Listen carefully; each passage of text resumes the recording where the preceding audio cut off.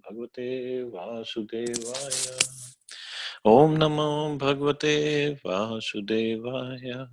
Narayanam Namaskritya Naram Chaiva Narottamam Devim Saraswatim Vyasam Tato Jayamutiriyet Nashtuprayeshu Avadreshu Nityam Bhagavata Sevaya Bhagavati Uttam Shloke Bhaktir Bhavati Nashtaki. So, continuing with the discussion on Srimad Bhagavatam, first canto, chapter 9, passing away of Bhishmadev in the presence of Lord Krishna, text 20 onwards. So, Bhishmadev is further telling Yudhishthira Maharaj, Yam manyase matuleyam priyam mitram suhritam mam akarohu sachivam dutam sohridadat sarathim. O king, that personality whom out of ignorance only you thought to be your material cousin, your very dear friend, well-wisher, counselor, messenger, benefactor, etc., is that very personality of Godhead, Shri Krishna. Lord Shri Krishna, although acting as a cousin, brother, friend, well-wisher, counselor, messenger, benefactor, etc. of the Pandavas, was still the supreme personality of Godhead. Out of his causeless mercy and favor upon his unalloyed devotees, he performs all kinds of service. But that does not mean that he has changed his position as the absolute person. To think of him as an ordinary man is a grossest type of ignorance. So, out of love only for Pandavas, for his devotees, he did so many services for them. He acted as a chariot driver, as a counselor, as a messenger, as a well-wisher. He did everything for Pandavas. But his position is still the Supreme Personality of Godhead. That does not change. Sarvatmana samdrisho hiyad vyasyan ahankrite tatkritam mati vaishamyam nirvadyasya na kvachit. Being the absolute personality of Godhead, he is present in everyone's heart. He is equally kind to everyone, and he is free from the false ego of differentiation. Therefore, whatever he does is free from material inability. He is equibalanced. Prabhupada is writing, because he is absolute, there is nothing different from him. He is Kavalya, there is nothing except himself. Means everything is his energy. So he cannot be partial to one energy and favorable to another energy. Everything and everyone is manifestation of his energy, and thus he is present everywhere by his energy, being non-different from it, just as the sun is present wherever there is sunshine. The sun is identified with every inch of the sun rays and every molecule particle of the rays.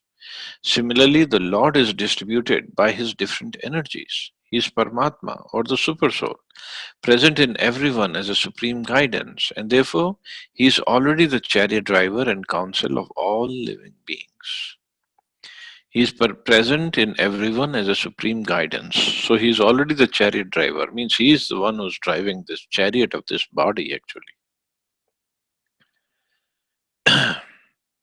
When he therefore exhibits himself as a chariot driver of Arjun, there is no change in his exalted position. It is the power of devotional service only that demonstrates him as a chariot driver or the messenger. But otherwise, he is always that chariot driver or messenger or the counselor. Since he has nothing to do with the material conception of life, uh, because he is absolute supreme identity, there is for him no superior or inferior action. Being the absolute personality of Godhead, he has no false ego, and so he does not identify himself with anything different from him. The material conception of ego is equibalanced in him. He does not feel, therefore, inferior by becoming the chariot driver of his pure devotee. Because he is on absolute platform, for him every act is spiritual. Every act is same. There is hardly any difference. Whether he is sitting on a throne and giving orders, or whether he is sitting on a chariot and taking orders, for him it's all the same. It's because we are in a world of duality, we see something is higher and something is lower. But in a spiritual platform, everything is on the same level. It's all spiritual. So, him being completely spiritual, so there is no conception of lower or higher for him. So that's a proper. He does not feel therefore inferior by becoming the chariot driver of his pure devotee. He does not feel inferior. It is a glory of the pure devotee that only he can bring about service from the affectionate Lord. So that is his position. He is still Achyuta. He is still infallible Lord, even if he is driving the chariot of his devotee. Why chariot? I mean, when Yudhishthira Maharaj did the Rajsuya Yagya, the service that Krishna took over there? He took the service of washing the feet of the sages who came, and he was personally serving them prasadam. So that was the service he took. So because he's absolute, it doesn't matter to him. For him, every service, everything is same. Whether he's enjoying or whether he's serving, it's same. But we see it differently. If we get a menial service like that, then sometimes we will be very heartbroken. Oh, what kind of service I got? See, I could do better services than this. Or sometimes we become very proud of being humble, of being put in that humble service. Then we become proud. Then we tell others, see what menial service I was doing. Did you see that? You didn't notice? You didn't take pictures of me doing that service of cleaning the toilets? That's our problem, actually. So service means service. We do the service and be done with it. We're not attached to service. We are attached to Krishna. So, but anyway, Krishna can do all the services and still there's no problem for him. Text 22. तथापि एकांत भक्तेषु पश्य भूपानुकंपितं यन्मे असंस्त्यजतः साक्षात् कृष्णो दर्शनमागतः. Yet despite his being equally kind to everyone, he has graciously come before me while I am ending my life, for I am his unflinching servitor. So that's Bhishma Dev's position. He's saying he has graciously come before me while I am ending my life. He's saying this is mercy of Krishna. Why? Because I am his unflinching servitor. I'm always his servant.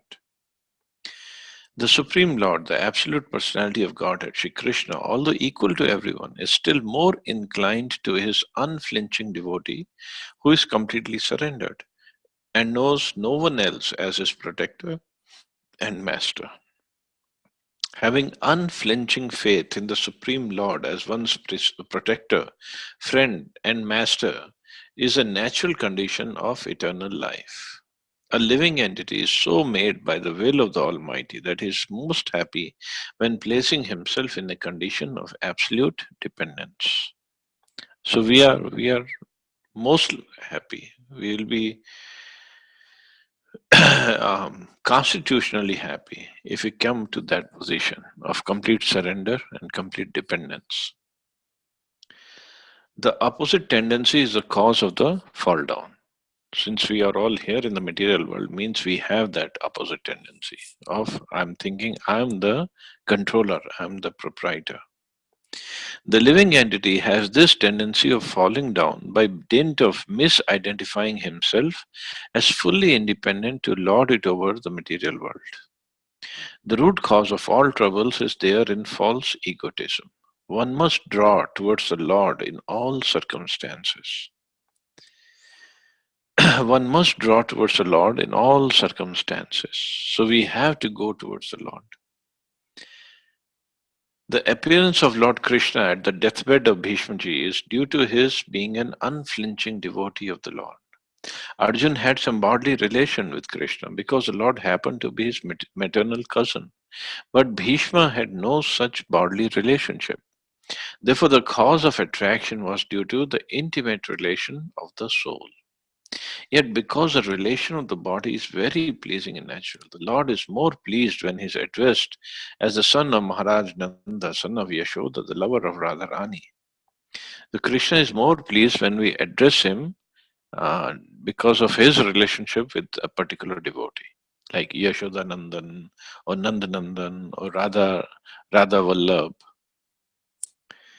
This affinity by bodily relation with the Lord is another feature of reciprocating loving service with the Lord. Bhishmadev is conscious of this sweetness of transcendental humor, and therefore he likes to address the Lord as Vijay Sakhe. Vijay Sakhe means Vijay is the name of Arjun. So he is Sakha of Vijay, means he is Sakha of Arjun. So Krishna likes this name, Vijay Sakhe, Partha Sakhe, etc. Exactly like Nandanandan or Yashodanandan. The best way to establish a relation in transcendental sweetness is to approach him through his recognized devotees. One should not try to establish a relation directly. There must be a via medium which is transparent and competent to lead us to the right path. So this, what Prabhupada is talking about, transparent medium or via medium is the Guru. So through Guru, we are connected to Krishna. And Guru is connected through his Guru is connected to the Parampara is then connected to the founder Acharya of the Parampara, and then they're connected to Krishna. So this is what Krishna likes the most. Bhaktya Vesha Mano Yasmin Vacha Yannam Kirtayan Tyajyam Kalevaram Yogi Muchyate Kam Karma Bhi. The personality of Godhead who appears in the mind of the devotee by attentive devotion and meditation and by chanting of the holy name releases the devotee from the bondage of fruitive activities at the time of his quitting the material body. So this is the most important thing. Bhishma Dev is saying, the personality of Godhead who appears in the mind of the devotee. How he appears? By attentive devotion and meditation and by chanting of the holy name. It's very important. Attentive devotion and meditation and by chanting of the holy name.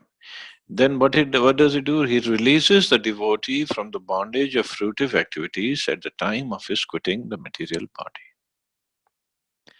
So this is what we have to practice very seriously. Chanting of the holy name, attentive devotion and meditation, not inattentive, not a mechanical devotion and meditation, but we do it attentively.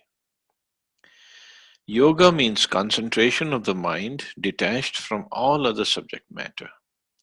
And actually, such concentration is samadhi or 100% engagement in the service of the Lord. And one who concentrates his attention in that matter is called a yogi. Such a yogi devotee of the Lord engages himself 24 hours daily in the service of the Lord, so that his whole attention is engrossed with the thoughts of the Lord in ninefold devotional service, namely hearing, chanting, remembering, worshipping, praying, becoming a voluntary servant, carrying out orders, establishing a friendly relationship, or offering all that one may possess in the service of the Lord.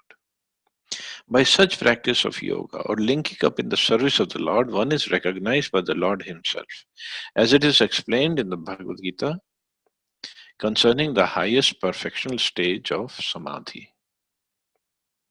So it's funny, today is International Yoga Day, and we got this purport of yoga. So, what is yoga? Yoga means concentration of mind detached from all other subject matter. And the real concentration should be on Krishna. Of course, they call it International Yoga Day today, but it's not the Yoga Day, it's the Yoga Asan Day. There's a difference. We are not linking ourselves with the Supreme by doing all the gymnastics, which is good, which is Yoga Asan to keep the body fit. That is good, but it's not Yoga Day. So then Prabhupada is saying, such a yogi devotee of the Lord engages himself 24 hours daily in the service of the Lord, so that his whole attention is engrossed with the thoughts of the Lord. So that is the whole idea. Whole attention should be on the Lord, how to serve the Lord. And then there are 9 processes. The Lord calls such a rare devotee the best amongst all the yogis. Such a perfect yogi is enabled by the divine grace of the Lord to concentrate his mind upon the Lord with a perfect sense of consciousness. And thus, by chanting his holy name before quitting the body, the yogi is at once transferred by the internal energy of the Lord to one of the eternal planets where there is no question of material life and its concomitant factors. So that yoga is, that samadhi is what we are looking for. So for that we have to do attentive devotion and meditation and chanting of the holy names. In material existence, a living being has to endure the material conditions of threefold miseries. Such material life is produced by material desires only. Devotional service to the Lord does not kill the natural desires of the living being, but they are applied in the right cause of devotional service. This qualifies the desire to be transferred to the spiritual sky. So this is the whole idea. We don't kill the natural desires. That means the desire, just like the other day we were discussing about sense gratification. Prabhupada talks so much about sense gratification. But it is a desire of the person to enjoy or to gratify those senses. It's not unnatural desires. They're natural. The only problem is the nature is we have defined the nature as uh, nature of the soul as nature of the body. That's where the problem is. Means our desire is to become, I have to gratify this bodily senses. If we gratify the senses in a spiritual way instead of a material way, that is more natural than the nature that we have defined right now.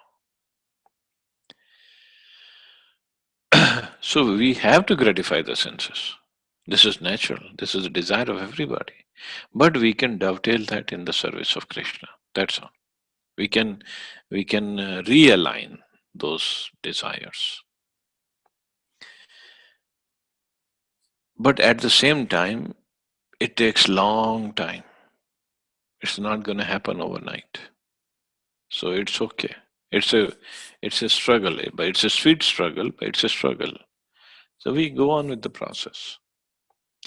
General Bhishma Dev is referring to a particular type of yoga called Bhakti Yoga, and he was fortunate enough to have the Lord directly in his presence before he quitted his material body. He therefore desired that the Lord stay before his view in the following verses. So now he didn't give too many answers to Yudhishthira Maharaj. He just gave few answers, few shlokas here. But in Mahabharata, it is explained in lots of details. All the instructions he gave to Yudhishthira Maharaj. Text 24. Sadeva Devo Bhagwan Pratikshatam Kalevaram Yavaditam Hinomyam Prasanhasaranalochanolosa Mukham Bhujo Dhyan Pathascha Chaturbhuja. May my Lord, who is four-handed and whose beautifully decorated lotus face, with eyes as red as the rising sun, is smiling, kindly await me at that moment when I quit this material body. So here, Bhishma Dev, he says, may my Lord, who is four-handed, but he is talking to Krishna, who is two-handed.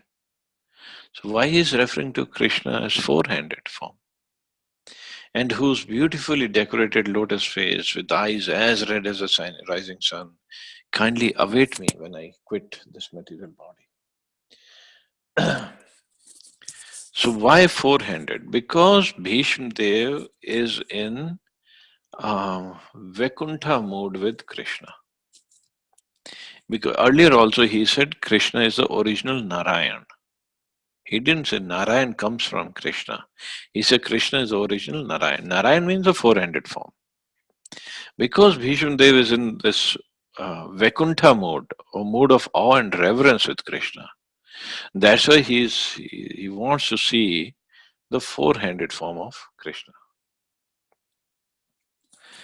Bhishmadev knew well that Lord Krishna is the original Narayan. His worshipable deity was four-handed Narayan, but he knew that four-handed Narayan is a plenary expansion of Lord Krishna. Indirectly, he desired Lord Shri Krishna to manifest himself in his four-handed feature of Narayan. A Vaishnava is always humble in his behavior. Although it was 100% certain that Bhishmadev was approaching Vaikuntha Dham just after leaving this material body, still as a humble Vaishnava, he desired to see the beautiful face of the Lord. For after quitting the present body, he might not be in a position to see the Lord anymore. So he's not thinking that I'll go back to Vaikuntha where I'll see him 24 hours every day, every moment of every day. But he's saying maybe I'm not so fortunate. The Vaishnava is naturally very humble. That's what Prabhupada is writing. And so he is asking Krishna, let me look at your beautiful face before I leave the body. Or at the time of when I leave the body. A Vaishnava is not puffed up. Although the Lord guarantees his pure devotee entrance into his abode, here Bhishmadev says, as long as I do not quit this body, this means that the great general would quit the body by his own will. He was not being forced by the laws of nature. So everything was in his control actually. He was so powerful that he could stay in this body as long as he desired. He got this benediction from his father. He desired that the Lord stay before him in his four-handed Narayan feature so that he might concentrate upon him and thus be entranced in that meditation.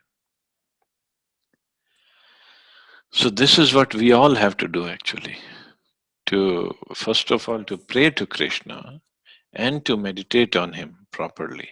So we all either can have a Ishtadev, Deity at home, or we can have the picture of the Lord, whatever we like. We can concentrate on that, and if even if that is not possible, then just concentrate on the holy name, because name of Lord is not different from Krishna himself. Who knows, when we leave the body, we'll be so fortunate that we can ask Krishna, Krishna, please come before me and show me your face while I leave my body. Not going to happen. Well, it can happen for some devotees, but it's highly unlikely. And we don't know if we're going to leave the body in our room, in front of our temple where the deities are, and looking at them, we leave the body. That's also not very practical or possible. So the best thing is to concentrate on the holy name. So even if we leave the body accidentally, at least we chant the holy name. That should be the goal. Because name is not different from Krishna. And Krishna will give the unit tests on the way. All the way to the final exam, he will give the unit test. So little bit, suppose we are walking and we bump our head someplace, then what comes out of our mouth? What did we think of at that moment? That's a test. That's a unit test. If somebody said something and we get agitated, what did we say? Because just imagine, the time of death is very painful. Painful, yes, we could be sick, we could be diseased, that pain could be there, but more painful it is because the soul does not want to leave this body. Soul is so attached to this body and the bodily byproducts. The soul does not want to leave this body. But soul has to leave the body because the time is up. So it's very painful. So in that pain, if in little pain, if we cannot think of Krishna, do we think we can, in that big pain, we can think of Krishna? So for that we have to practice. Every day we have to practice. And we have to practice seriously, actually. Prabhupada is further writing. Then his mind might be sanctified with thinking of the Lord. Then he did not mind wherever he might go. A pure devotee is never very anxious to go back to the kingdom of God. He entirely depends on the goodwill of the Lord. He is equally satisfied, even if the Lord desires him to go to hell. The only desire that a pure devotee entertains is that he might always be in rapt attention with thinking of the lotus feet of the Lord, regardless wherever he goes. Bhishmadev wanted this much only, that his mind be absorbed in thinking of the Lord and that he pass away thus. That is the highest ambition of a pure devotee. That's all the devotee wants. I just want to look at the Lord. I just want to be able to chant his name when I leave the body. So that's why the other devotees are association of devotees is very important. So they're very merciful. So if suppose we leave the body and it's not accidental death and we are on the deathbed, then the devotees try to arrange for kirtan, try to arrange for some Krishna katha when we are about to leave the body. It happens. So that's why we have to have good association and we have to understand at the end of the day, all we have is each other, actually. There is nobody else who's going to come to help us. Other relatives might come and maybe put some Ganga Jal in our mouth, but that's about it. But besides that, I have seen when people leave the body and the relatives are there, so the karmi relatives are there, they basically talk. They are crying or they are talking all nonsense.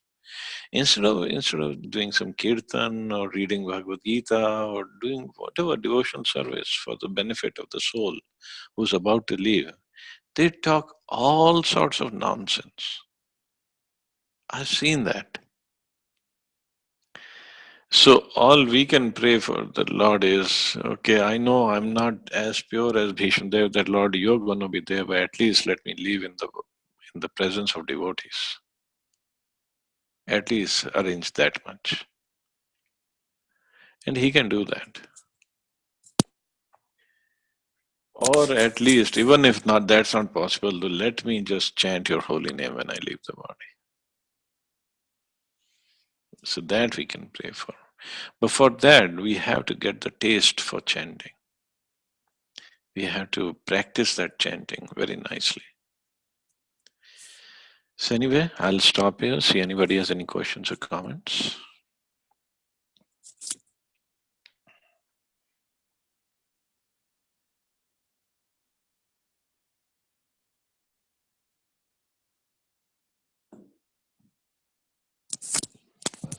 Um, Prabhuji, this reminded me when my mother-in-law was leaving the body.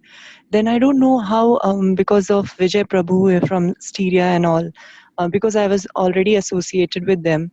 So at the time when she was suffering from cancer and she went into coma, after that when she was, but still her eyes and facial movement was there.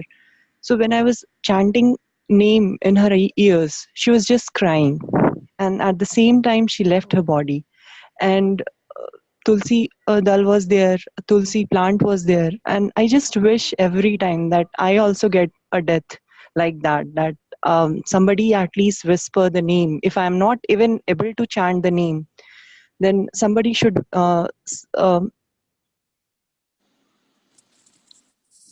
thank you. Thank you, Manta. Yeah, I know this is wish of all of us. So hopefully if we keep on chanting, keep on serving properly, Krishna will arrange. Or if Krishna doesn't, then Srila Prabhupada will arrange something like that to happen. So I don't want you all to be scared of today. We're talking about death and this and that, but it's an important topic. So there won't be class tomorrow or day after because of Nirjala Ekadashi. So you all enjoy the chanting. And since I am 9.5 hours behind you all, so for me it'll be tough, no? So Friday night for you, Saturday morning. Uh, or Sunday morning also, because it will be my Saturday night, and I'll be chanting, not sleeping. Definitely, I won't have the energy to give the class. So there won't be class for 2 days. So tomorrow, we all gonna chant, and as Radha Prabhu said, we're gonna post the scores at 8 a.m., noon, 4 p.m., 8 p.m., and when we retire for the bed. And following day, Sunday, we'll ask for everybody's realizations for the chanting, about the chanting. How did it go? How did you feel? So get ready. Hare Krishna. So you all have a wonderful day. Thank you Hare all Krishna. very much. Hare Krishna. Hare Hare Krishna. Hare Krishna Prabhu. Thank you so much. Thank you, Mata. Thank you. Hare Krishna. नहीं बोलने वाली. Thank you.